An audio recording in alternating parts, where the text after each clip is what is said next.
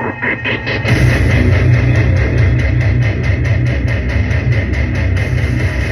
to the circus.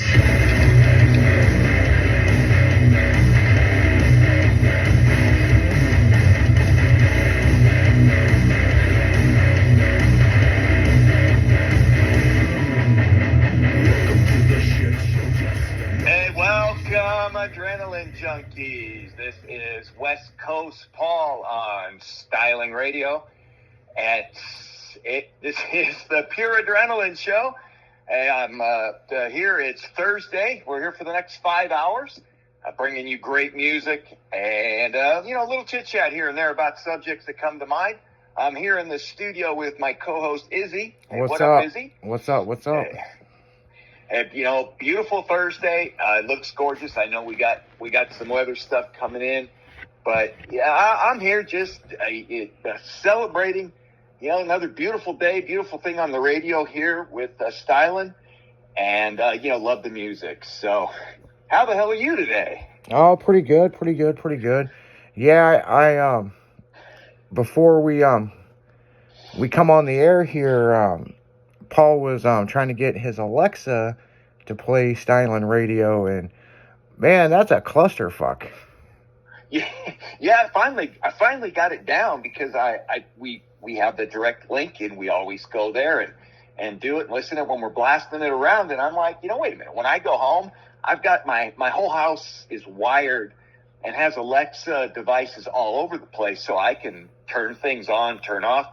I can have it play this radio station through the whole house instead of just my phone and my earpiece, and it's driven me nuts trying to understand it. And we finally got it figured out, and it's just a word, launch. Once we figured out the right word, launch Styling Radio, bam, man, everything was right. Yeah, and I wonder if that's like a one-time thing you have to say launch, because according to what I'm looking at, it says, Alexa, play Styling Radio. Alexa, pause. Alexa, resume. Like, I don't know. Yeah, the pause and the resume I get. But the initial one with launch, I guess it's the right trigger word. I don't know. I haven't used it for anything else, but it worked. I mean, we were jumping up and down. Here, sitting there getting it to work. So yeah, there's several different ways that you can listen to this station, guys, and obviously you're hearing us, but there's other options. You could play it on Google Home, or now we finally got it figured out with Alexa. We were on there once before, but then something happened, and then we weren't on there, but now we're back on there, and so I don't know. I know we're on there now. We know it physically works. Yes.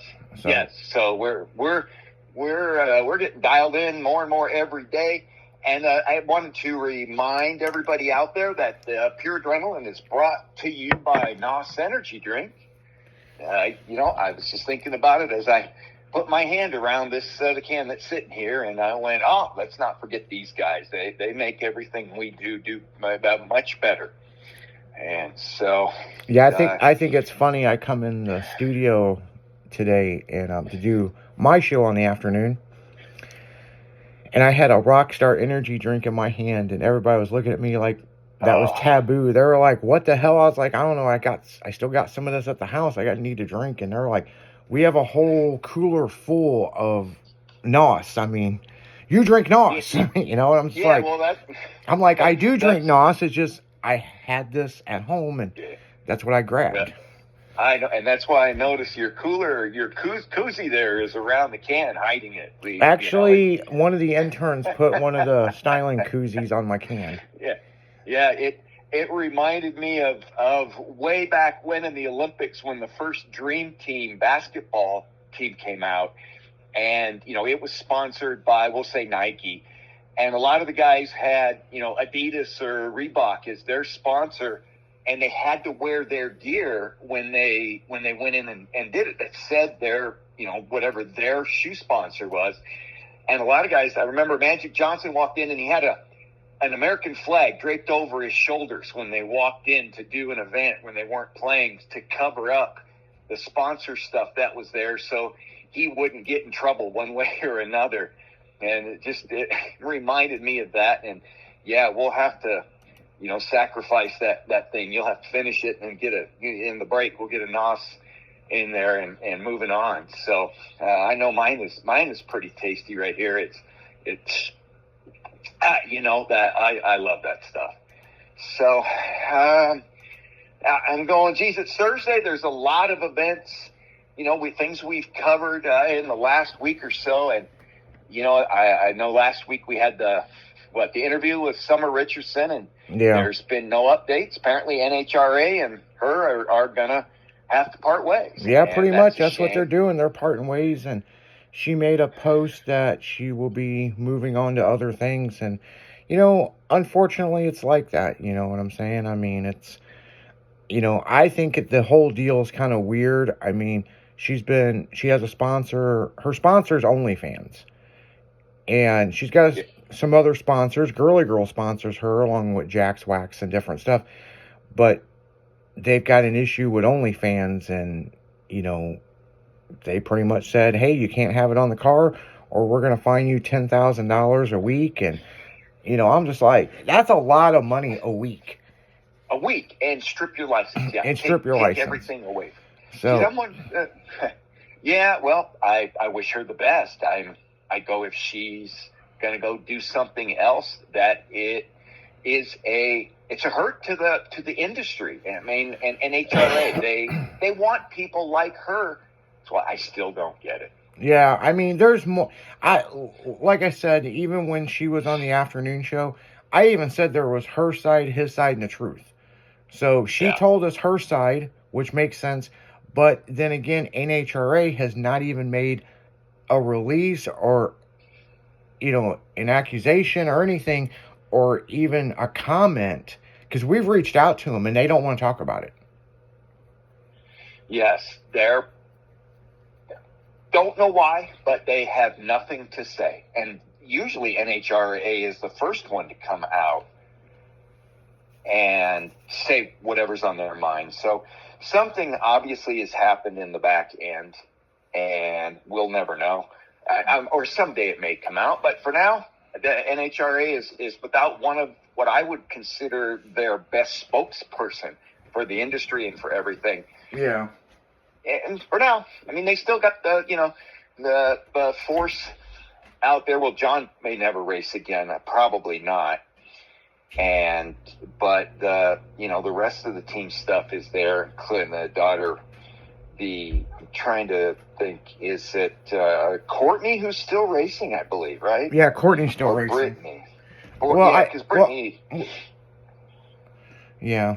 So, yeah, I mean, I don't know. But then again, NHRA says that they're broke, too. So, I mean, I don't get it. Brittany is the one. I get those two. Well, I've talked to them. I mean, you've talked to them. I get them confused. Like one of them at PRI, I remember that we almost took each other out. We were walking and smashed into each other. It was so funny. And, had a chat for a bit with her And I'm going, it's, with Brittany, it'd be fun to get Brittany on the show. Yeah. Yeah, Brittany's been to the after parties and stuff with Styling over the years, and really cool girl. I mean, but then again, who hasn't been to our after party? You know what I'm saying? I mean, because it would be. I wonder if she might have any insight. The Force team, hell, they probably run half of the NHRA. Well, I did text her and ask her, and she said she heard about it, but she really didn't know anything about it. Yeah. So well, maybe we can get her on the show just to have her chat about drag racing and Force stuff. Well, yeah. We'd look forward to having her on the show. Yeah, I also text some of the Street Outlaw guys, and I'm not going to name names on who said what, but some people were kind of agreeing with NHRA. They said, well, it'd be like if you had Pornhub on your car. Well, that's an interesting thing, because Pornhub has a NASCAR truck and a NASCAR. Yeah. Well, NASCAR does NASCAR shit. So, I mean, I don't know. Yeah, I mean, it does have a lot of people. I mean, NASCAR, I've come from a circle track history and have morphed into drag race racing. I appreciate circle track. It's fun. It's popular. There's nothing about it. It's not really for me anymore as far as racing goes. But yeah, why NHRA, or NASCAR would say, hey, here's, porn stuff all over or whatever. And NHRA doesn't want it. I don't know. Yeah, and the other thing with the Pornhub NASCAR, that might be in the B or C listing events that they have. Yeah. So, but I mean, you can Google it. I mean, it's fucking out there. I mean, Priscilla's has it. That other company, I'm trying to think of their name. I see the advertisements all the time, but they have cars in the NHRA. Yeah. Damn, I'm trying to think of the name of it. It's not Priscilla's. It's oh